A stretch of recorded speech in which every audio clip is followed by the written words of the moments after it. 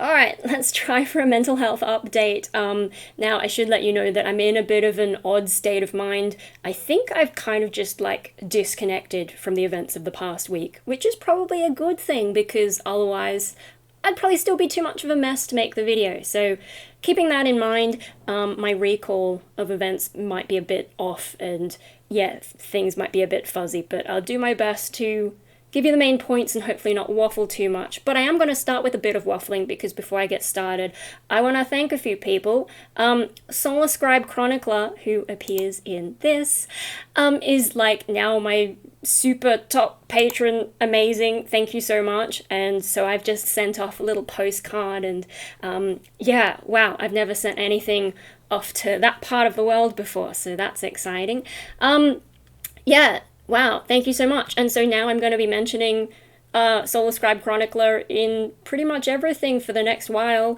Yeah, if you don't know his channel, he's only just started it, really, and his main art is using the sun focused through, like, a lens to burn patterns into artwork, which is pretty cool, and, like, hell yeah, burning things. And then the other two people to thank. Okay, one, I'm not going to give a name because they sent me a message privately and I don't know if they want to be known, but they live in the same, well, in Australia and in the same state as me, so they actually know the systems that I'm surrounded by. So, you know, in terms of Centrelink, which is federal, and the health system, which is, yeah, mostly run by the state government, even though, you know, it's, I the way that Aussie government is a bit, because there's also local, but no, okay, don't get bogged down in Aussie stuff. Yeah, no, that email though was probably one of the most articulate messages that I've gotten on any of this kind of stuff since I started mentioning schizoid, and probably since I started mentioning just mental health problems that I have in general. And yeah, it sort of gave me a bit of a reality check as well in terms of like what I can handle. And I think like a lot of you guys, the way you reacted to my last video, it sort of made me sit back and go, oh, okay, I have been downplaying my issues probably too much, and so it's probably kicked off a bit of a journey for me, but on the other hand, I've got a bit of a plan now. And also, District Zombie made some good points about, you know, Centrelink in particular, and so I've had a lot to think about. And some of you, well, actually a lot of you saw my community post after that last video where I you know, my psychologist had actually seen, like I've been keeping an online diary that she checks in on, and she saw my deterioration and was like, yeah, I think you better come in. And so I went in, and actually she thinks that I've been deteriorating for a few weeks, which is interesting because I guess I haven't. I don't think I live in the past so much. I think I live in the present and near future, and so it's hard for me to remember unless I sit there and think for quite a while about things that have happened. So it's probably easier for her to keep a track of my mood than it is for me. I know I could read my diary and work out like what's been going on, but I don't want to read my own stuff. Like, that's one of the reasons I make YouTube instead of keeping diaries. Like, I didn't want to keep diaries in the first place because it's weird to read them. Whereas YouTube, I just chuck it up there and I never look at it again, hopefully. Although occasionally I will look at stuff and get a bit like, wow, is that me? Oh my god, like, it's weird watching past versions of me. Anyway, so yeah, I had that session with my psychologist, and actually the night before I had scribbled down some notes of like a sort of plan based on some of the things that you guys have told me I should do, particularly the person who sent me the email, you know, the really helpful email. Yeah, and brought that into my psychologist. I actually showed her some of the messages as well. Obviously with the email person, I took out like identifying details, but my psychologist, I don't know if you're watching right now, but my psychologist actually found that really helpful because, you know, like none of these people see schizoids, they don't really understand. And then, you know, with the whole COVID thing and being able to act like the way I'm acting right now tells you absolutely nothing about what I've been through the past week. Yeah, and so like my psychologist actually found that really helpful to just understand.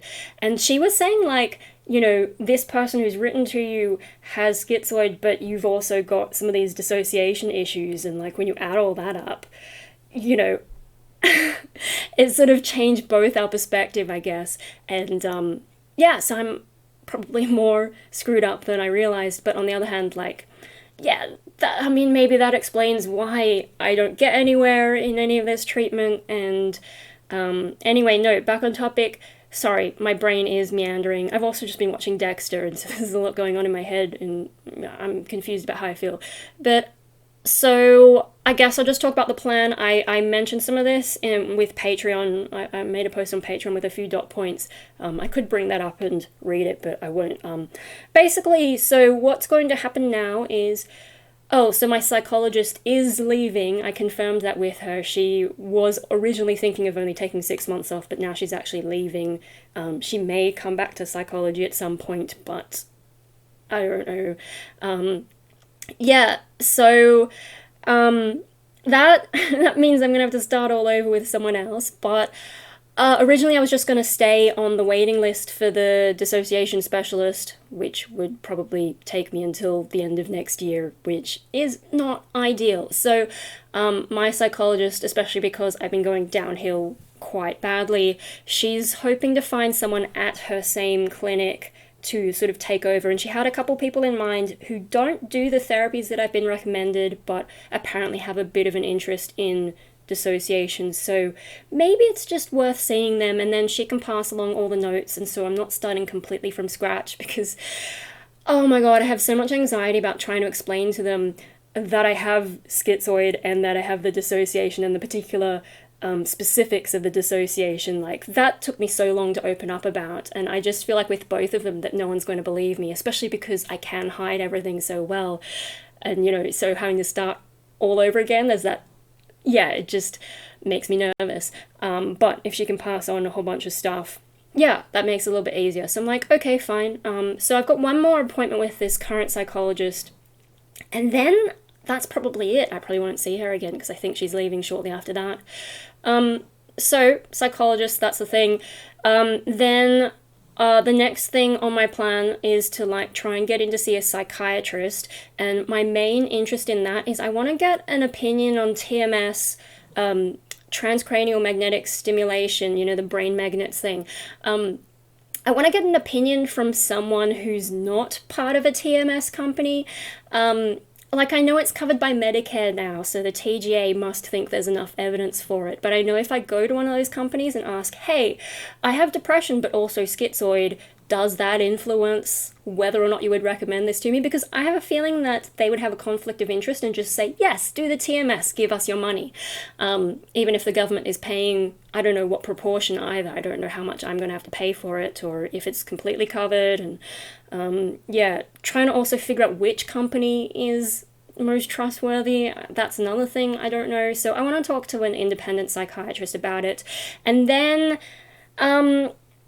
we can talk about medication. I don't really want to do that again, but maybe things have changed in the past 5 or so years, and if nothing else, they, having a psychiatrist on board might be a stopgap until I can find a new psychologist.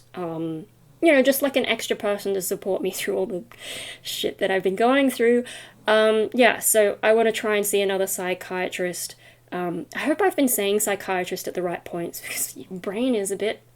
whether I see the guy that I used to see, I don't know, or someone at his practice, or someone completely different. Honestly, I don't think I really care. The guy has my history, but a lot has happened since then, so I would have to catch him up on all that, and he probably won't believe that I have schizoid and dissociation stuff, although he did, I saw in my notes on Facebook memories that he did pick that there was something different about me. He just couldn't figure out what it was. He thought maybe bipolar or something, but I didn't have enough of the things that fit, so he was always a bit puzzled that I didn't fit any of the standard things he was looking for. But that's the other thing, I think he mainly specializes in those more standard conditions, so he probably wouldn't know what to do with me. So if I start over with someone else, not a big deal, especially because I don't really feel like I'm going to do a lot of medication. I mean, I suppose he'd have my medication records and know all the things that didn't work, but otherwise there's not much benefit to specifically going back to him. Anyway, so yeah, maybe TMS, maybe I'll give it a go. I'm a little bit skeptical though, because if it doesn't change my situation, I don't think it would have any lasting effect if it even does in the first place. So that's something to consider, and at least see the person and see if there are other options that maybe I haven't considered. And then, the next one is particularly based a lot on the advice of this person who emailed me. I am looking to get into some kind of inpatient treatment, and I think it will be private. I've found out that with private health insurance, I can actually upgrade my cover, and once in my lifetime, I can have the waiting period waived and get straight in. In Australia, we don't have the whole pre-existing conditions thing. They have to cover me. So, yeah, I could do that. I could upgrade my cover, waive the waiting period, get myself into a private mental hospital, and have everything covered. Like, I can do that. I would need to check with my current health fund and maybe a couple of others. I've got a few on my short list, just to suss out the details. But I could do that, and that might be a way to feel less stressed about the money side of things. Hopefully I've gotten all the details right. I did save a link somewhere about the ombudsman saying, yes, this is a thing you can do. So yeah, probably next year at some point, mental hospital, but I think that's also where things started to really spiral for me. Hang on, let me just make sure that I'm on track with all the things that I was thinking about. Yeah, okay. So, what's happening with the mental hospital thing, I told my psychologist this, and she had a few suggestions of places to look at that she and her practice have heard good things about, don't necessarily know if they're good.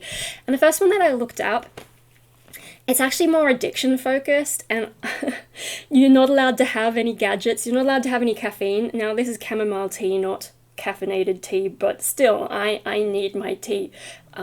You cannot take that away from me. It's like, giving me MAOIs and telling me I can't eat cheese. Well, what's the point of life? Lactose intolerance aside, at least I wouldn't have my blood pressure spiking because I ate the wrong thing while taking those.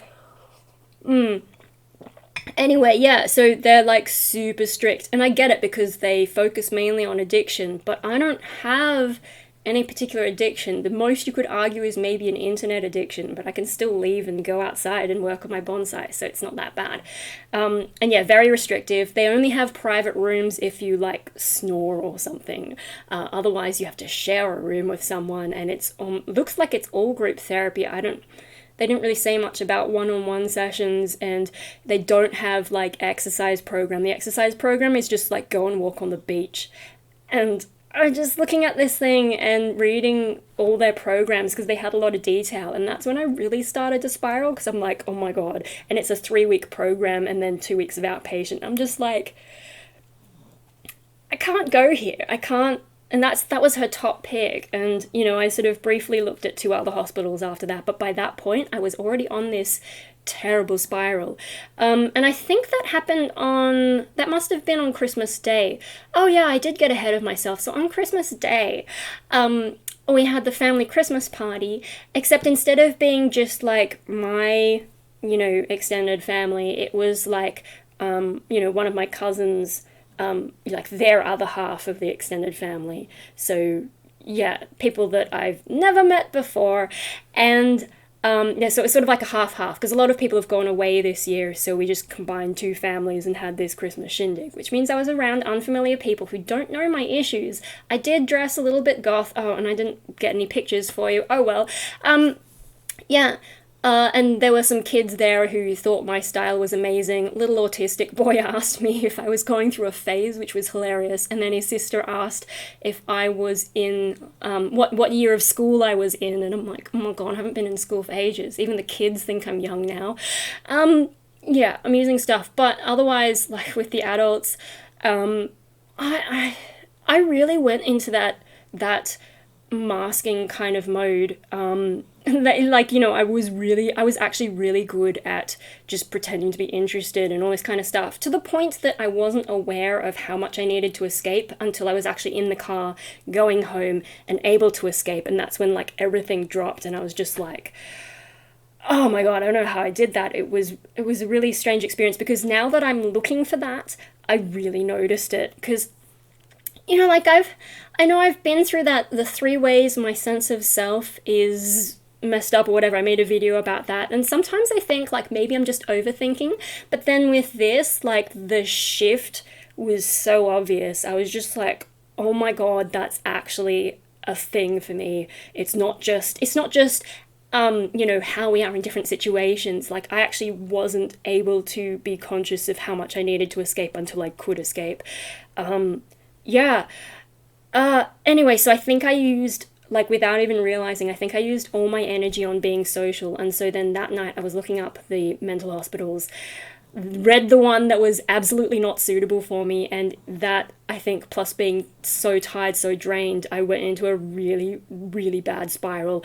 I don't really remember much. I would have to look up my notes to know exactly how bad it was, but yeah, really bad. And the way that I'm acting now tells you absolutely nothing about what a mess I was in.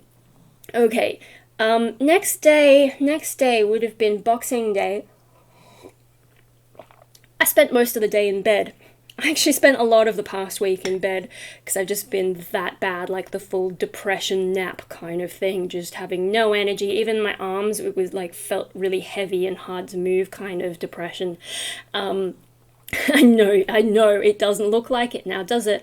So yeah, Boxing Day, I don't remember what I did that day apart from resting, but you know, I think maybe I might have looked up the other 2 hospitals I've been considering more in some more details. And, you know, once I was out of the previous night's complete spiral, I was able to think, okay, one of them actually seems all right, and I might inquire. I hope they have one-on-one sessions, because otherwise it's kind of pointless. But the person who emailed me pointed out that you have to have been in hospital for the system to realize how bad you are. So I guess I will just have to go to one of them, regardless of whether they have one-on-one therapy, and just accept that they're probably not going to be able to help me either way.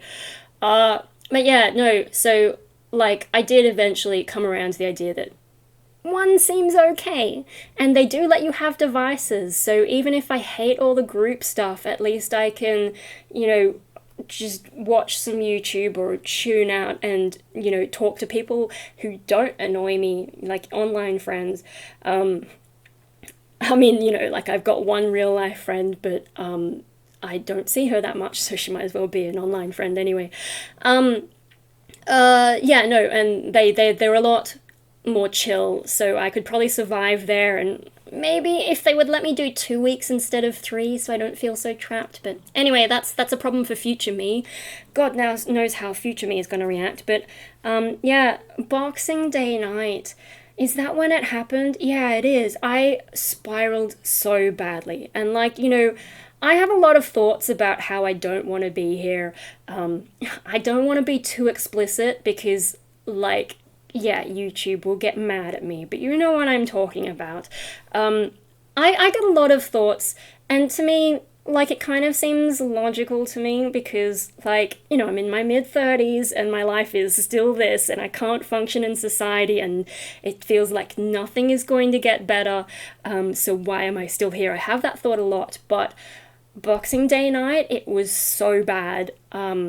A lot of the time this happens when I go to the bathroom and I open the mirror to try and get my toothbrush out from behind it, and that's often when I have either a breakdown or the dissociation stuff. No, let's stick to the breakdowns. Yeah, so I was going to brush my teeth, and I just, like, I don't even know what I was thinking about.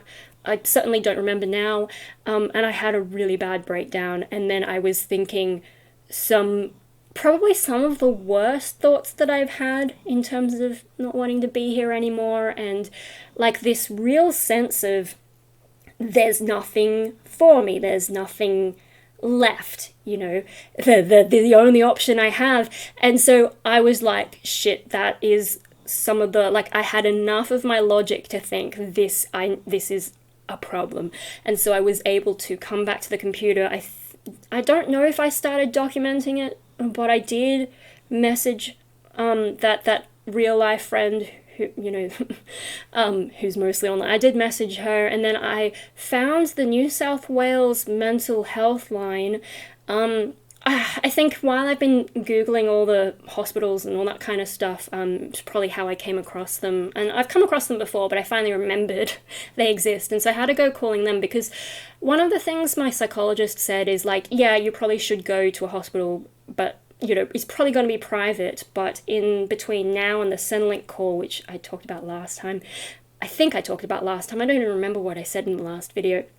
But between now and the Centrelink call, I need to keep in mind that public hospital is an option. So if I get really bad, I should go.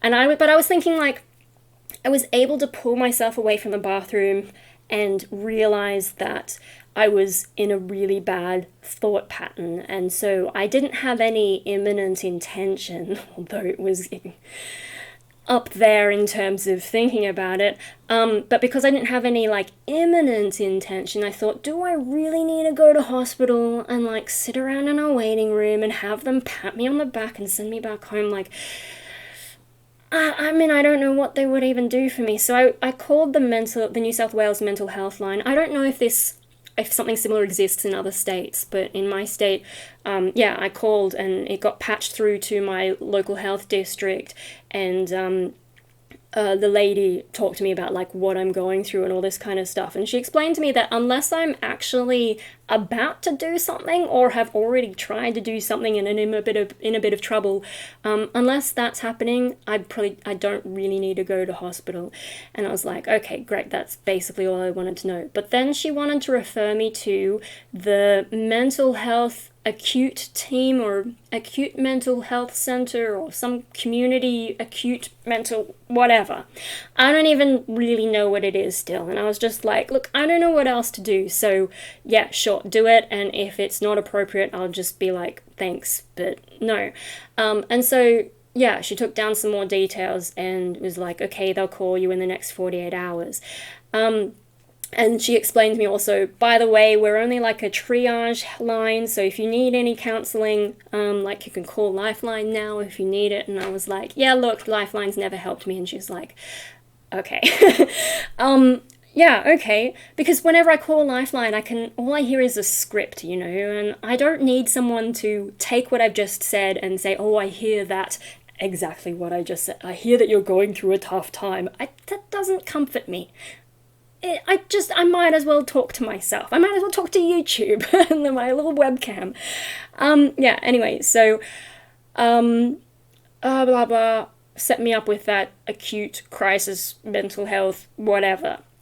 Okay, the next day, the 27th, that was a public holiday because Christmas was on a Sunday. And one of their team called me and checked in on me. How am I doing today? And then said, oh, the normal team will be in tomorrow from 8 till 5. Here's some phone numbers if you need them in the meantime. We'll get someone to call you tomorrow afternoon, and they'll make an appointment for you to maybe see their psychiatrist. And I thought, oh, someone's actually trying to do something. Like, that's a little bit more hopeful, right? Well, the next day comes, and I waited all day, and afternoon comes, and there's no call, and it's past 5 o'clock, and I'm like, well, they've forgotten me like everyone else. So after that, I was, the thing that I sent to Solar Scribe Chronicler, I would have sent it yesterday. Yeah, I would have sent it yesterday, except that I was waiting for this phone call. But also, it's probably better to leave a day after, the first day opening after the holiday, Christmas holiday, would probably be a bit busy. So probably going today was good because today there were no queues. Anyway, so yesterday they were supposed to call and in the afternoon and didn't. And so then I was outside trimming a bonsai that really needed it because I thought I've been in bed on and off most of the time that this has been happening. Otherwise, I've been sitting on YouTube, watching YouTube videos, playing Neopets at the same time, and that's been my life the past few days, not healthy stuff. So I was like, I need to just get outside, trim this bonsai, and I was listening to music, and I was actually starting to feel a bit better listening to the music. But then around like, and then we had dinner, and then after dinner I went back to trimming this tree because it took a long time. But now it actually looks like a tree again. Anyway, yeah, around like 7 something, finally someone from their team calls me. So that's not afternoon, that's evening, and okay, minor detail, at least she called, but her attitude was completely different, and she was not helpful at all, and sounded impatient and almost, I mean, maybe my memory is colouring it, because I think she wasn't completely bad, but I did get a feeling of impatience. And she didn't say anything about a psychiatrist. Maybe I should have said, hey, this person said this, but after talking to this lady for a bit, before I had a chance to raise the topic, because I was expecting her to tell me what's going to happen next. But yeah, instead of talking about the psychiatrist thing, she was basically just doing the Lifeline thing, and she was, I said, I don't know what to do, like, here's a bunch of things that I've tried and things that I'm planning to do, and and she said something like, what do you want to change about your life? And I'm like, if I knew what I wanted to change in my life, I would have changed it already, like, I told her that the only thing that I know that I want is not to feel like this.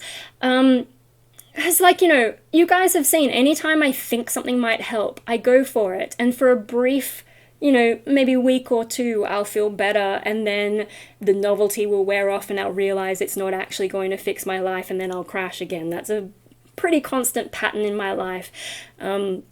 Yeah, so like I actually do pursue anything that I think might help.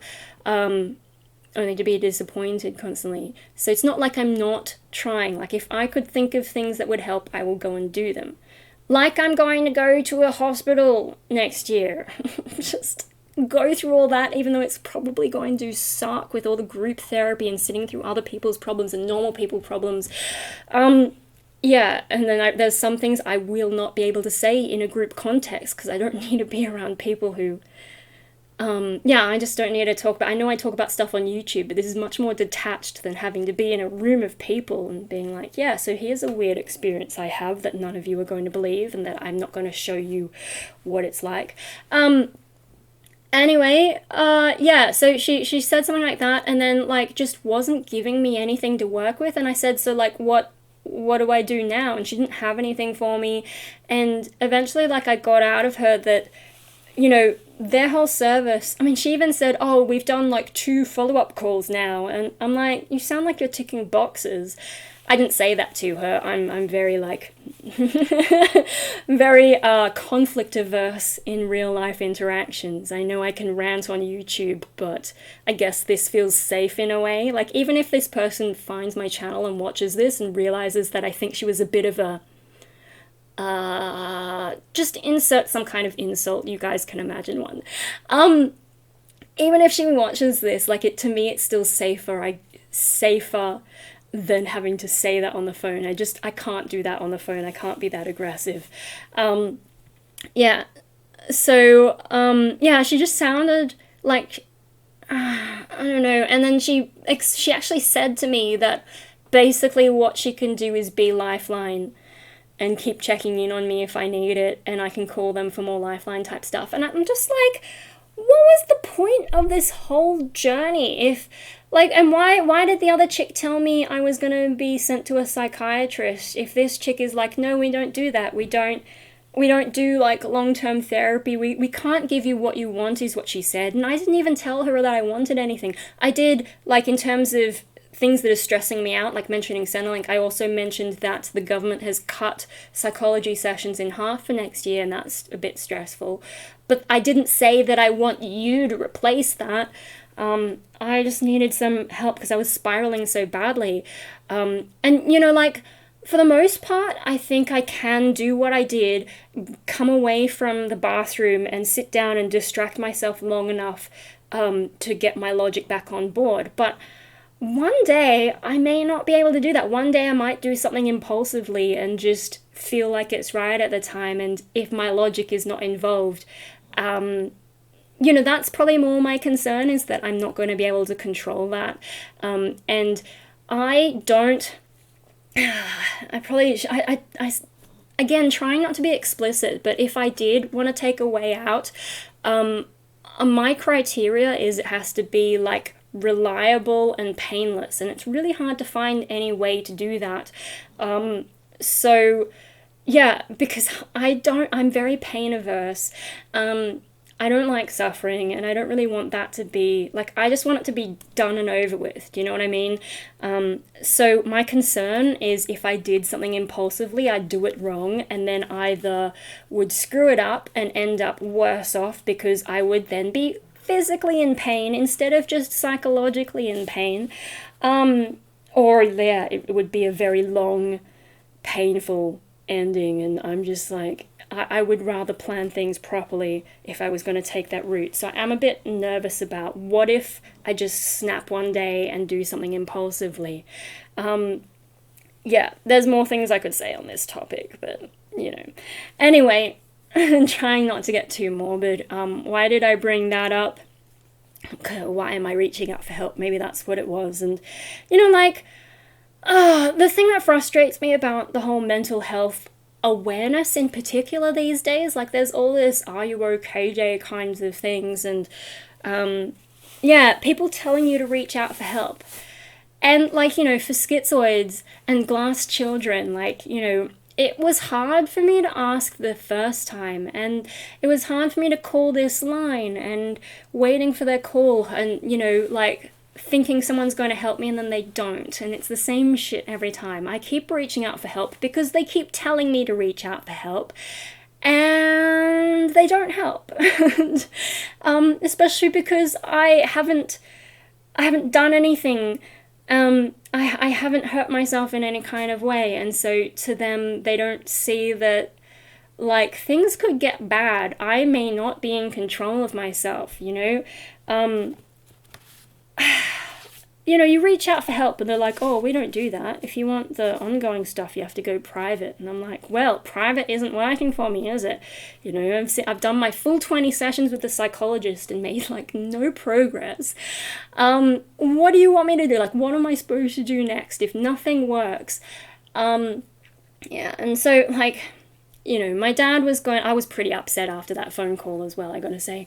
But my dad was, you know, going to call them back and, you know, ask what's all this stuff. But I pointed out, like, even if they get me to see their psychiatrist, if all they're going to do is, like, pat me on the back until they can send me back to my GP, like, what's the point? The only thing I can think of that seeing a team attached to a hospital, because they are attached to one of the local hospitals, the only thing I can think of that might be beneficial from that is if they checked me for other physical problems. Because another thing that's kind of made me feel weird lately, you know, I've been through this horrible... I'm sorry that I'm acting like this right now, because I can't tell you, like, I can't show you how horrible the past week has been. But yeah, something that's confusing is in the middle of that, you know, I have had no energy. I've spent a lot of time in bed. I've had a lot of the sort of fogginess, and things about my perception seem different, and yeah, I was getting headaches, and, you know, I've had the neck pain coming back again. That's why I've had the heat pack. Yeah, so there's, like, physical symptoms as well, and I know that intense emotions like depression can bring up, like, I've had depression headaches a lot in my life, to the point that I can usually tell the difference between a depression headache and another kind of headache. You know, whether I'm sick or, you know, been somewhere too loud for too long, or, you know, that was probably more relevant when I was at gigs, but yeah, but because there are all these physical effects, and sometimes I don't know if I'm actually depressed or if I'm feeling depressed because I'm sick. Like, what's the cause? So the one thing that, like, a hospital-ish kind of setting could do is check me for physical problems, because I also have gut issues. Maybe there's something going on there. Now, the poo test didn't show something, but maybe there's something else going on. I don't know. There's other things that they could potentially check me for, given that, like, treatment hasn't really worked. So maybe it's not just my brain, maybe it's something to do physically, because your brain is connected to your gut in a big way. They've finally figured that one out. And yeah, maybe there are other things going on. That's the only thing I can think of that would help me. But I suspect that because I don't look severe enough. Like, I'm not one of these people who walks in with a full-on psychosis, and I'm not someone who walks in bleeding or anything. So I feel like they just won't see me as enough of a priority. Like, they've got the whole triage thing, and they would just be like, we can just send her home, she'll be fine, kind of thing. And I'm like, yeah, I'm fine for now, but I don't know how long I can keep doing this for, I'm 35, 34, 35 next year, mid-30s, and just like, I've been trying for so long to fix things, but yeah, and so that brings me back around, I guess, to the DSP, disability pension thing, based on the messages both from the email and also District Zombie. I'm just sort of realizing, like, shit, yeah, I probably, like, even though I seem okay some of the time, when you look at how I function in society, and I looked up the criteria again for the disability pension, and I'm just like, well, I can't live on my own, and that's actually in the, like, most severe category as far as the points go. I don't really go anywhere, I don't function in society, I do have intermittent problems with concentration, so that's probably on the milder end, but, like, yeah, I don't really socialize. Like, the points that they list in terms of, like, what's a disability from a mental health perspective, I might actually pass, so I am going to seriously look into that, especially depending on what happens with Centrelink next week. How I'm probably going to have another spiral after that, so I'm prepared. It's just, yeah. Oh dear, that's why I have an appointment with my GP the day before and then the week after, so that she can check on me, and we're just, yeah. But, what was I talking about? Gosh, I got a bit distracted by that. But okay, so disability pension. I guess I'll raise that with my GP as well. But if Centrelink are going to cause me these problems, I may have to actually go through that process and get on this pension. And so if I do all these extra treatment things, like keep seeing any psychologist who will take me, because there are some who rejected me just because I mentioned schizoid, and they're like, oh, we don't do that. So if I can find a new psychologist who will take me, regardless of whether it's the specialist or not, find a psychiatrist, maybe do TMS, find an inpatient hospital to at least give it a go, and then if it doesn't help, I can be like, look, I've been hospitalized, get that extra evidence. And then so by that point, hopefully I'll be maybe fully diagnosed. I might be fully diagnosed now. I think the question mark is just on the dissociation, whether that is a disorder or just an extra feature of my overall whatever. I don't know if it counts as something that deserves diagnosis. So I might be fully diagnosed already, fully treated. If I try all this stuff, I've tried so many medications, so much therapy, and then if I try TMS, if it's appropriate, I'm not going to do it if the psychiatrist says, yeah, that doesn't work for personality disorders, or, I don't know. I don't know what they're going to say, but I might try it, and I don't expect it to work, because my life will probably still be like this. It would have to change something pretty fundamental about me, I think, to really, pull me out of the situation that I'm in. But maybe it's worth trying, who knows? And then the inpatient treatment, like, once I've done all that, they can't really say that I haven't been fully treated, and then fully stabilized. I mean, like, I've been stuck in this rut for ages. If anything, I'm, like, going on this very slow downward slope, but, I'm about as stable as I'm ever going to be. So if I can qualify that, fully diagnosed, treated, and stabilized, that's the initial criteria to go for the disability pension. And then after that, we can have a look at, like, how many points I fit on their criteria, and am I severe enough? Maybe I can get on that. And then what the person who emailed me pointed out is, once you're on DSP, then you can get on NDIS and get psychology sessions funded. And I think that's probably the goal at the end of this huge process, to get NDIS funding so that I can have more regular psychology sessions and work through some of this shit and just try and get more stable. And, when I am having these periods of crisis, have someone to make sure that I'm sort of stable. So next year is going to be seriously, like, It's a lot. It's a lot to think about. And I think I've probably spiraled a bit as well. Like, having the plan is good, but it's also a lot because there's so much I'm going to have to go through first. And the fact that I'm like doing this smile thing, I'm just like, wow, face. Wow, way to minimize what we're about to go through. But whatever, that's what my face is doing today. I think that's the only way I can actually make this video without having a meltdown again. So yeah, shutting off all the emotions because it just got so bad. And then when that lady was saying, oh, we can't give you what you want, kind of, we can't help you. Well, like, she didn't say that, but I said, so you can't help me. And she's like, no. And I'm like, well, I'm not going to waste any more of your time, so bye. I actually said to that, like, this isn't, I don't want to do the lifeline thing, so bye. Something like that anyway.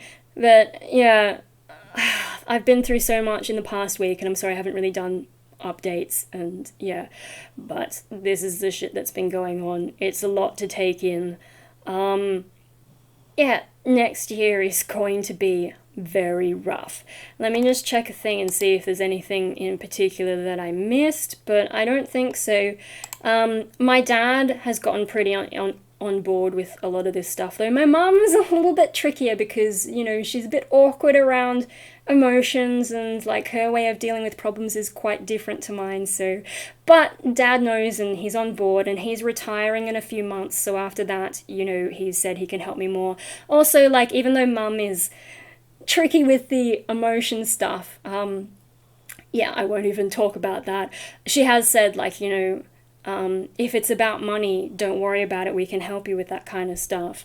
So yeah, my parents are supporting in their own way. So for mum it's easy with the financial stuff. Dad's trying to do more of the emotion stuff. He's come a long way. He used to just lecture me instead of listening, but now he's actually listening. He's sort of, yeah, improved in that sense. So yeah, he might help me with stuff, because like the other thing about this, that mental health acute lady who said we can't give you what you want and didn't organize the psychiatrist, mum was saying you should keep pushing and you should go, you should call them back and demand this and blah blah blah, and she got a little bit mad at me for saying that I don't have the energy, but I did say, look, Dad, I can give you the number and you could call for me. And so that's sort of a compromise, is just because I couldn't do it myself, maybe my parents can help me with like making those kinds of phone calls that I just am not in the right place to do. So yeah, I'm getting support from my parents, which, as a glass child is probably a big deal. And yeah, so I think, like, I'm not looking forward to the year ahead, but hopefully if I can get through it and do all these things and try to get on the DSP, and I'll probably have to fight for it a bit. I'm expecting to be knocked back the first time that I apply. Apparently that's quite common, so I need to keep my expectations low and know that I'm going to be fucked around. I think I don't deal well with disappointment. So like when that lady didn't call in the afternoon, she called in the evening instead, and then didn't book the psychiatrist, like, to me, like, don't give me hope and then disappoint me. Like, do or do not, there is no try. Like, don't promise me shit and then don't follow through, because that just reinforces so much of, like, people are constantly doing this to me. They'll say they're going to do something for me and then they don't. I would rather have no hope than be disappointed. Do you know what I mean? So yeah, I don't deal with disappointment well. And how did I get on the topic of disappointment? I don't even remember.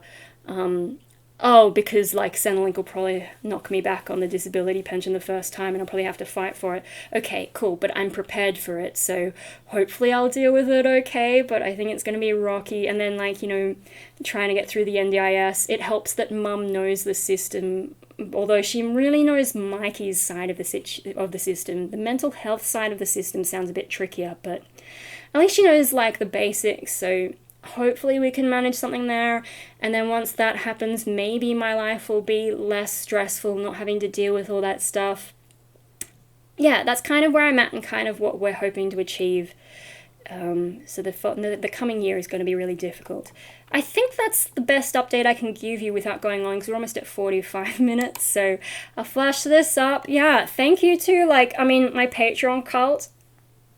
It's fun having a cult and people actually joining it, but also Solar Scribe Chronicler, and I made a lot of those higher tiers as a joke, but now I actually got to make the postcard thing, and Yeah, I wonder if I should change that to the, well, it is technically still the sect on screen, and then I just mention you every video. But yeah, and like, just thank you everyone sending me messages as well, like the helpful messages, not the ones who like, there are some white knights out there who don't realize that their attempts to help are actually not helpful, but there are a lot of you who are helpful, and especially that email.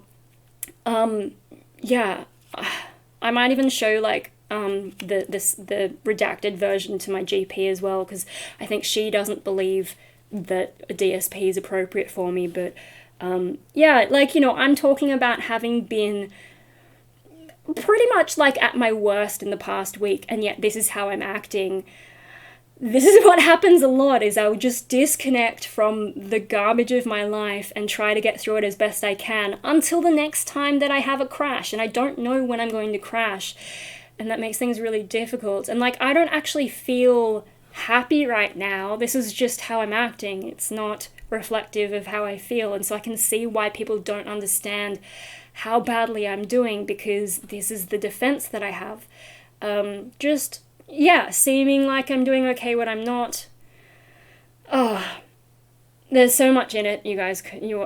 If you're watching this video, you probably already know at least some of the stuff that I've been through that probably made me like this, so yeah, anyway, that's an update, and I'm gonna get back to, maybe I can fit in one more episode of Dexter, because I think that kind of helped. Even though it's season 8, it's interesting because I haven't watched it in such a long time, and yeah, I know it's only the last 2 episodes that really sucked. But anyway, maybe I'll play some more Nexamon at some point and just try not to think about this stuff, although I do still have to plan some notes for Centrelink, and that might send me in another spiral, but that's a problem for future me. Right now, I'm just trying to disconnect and not think about things that make me not want to be here. So anyway, catch you later, guys.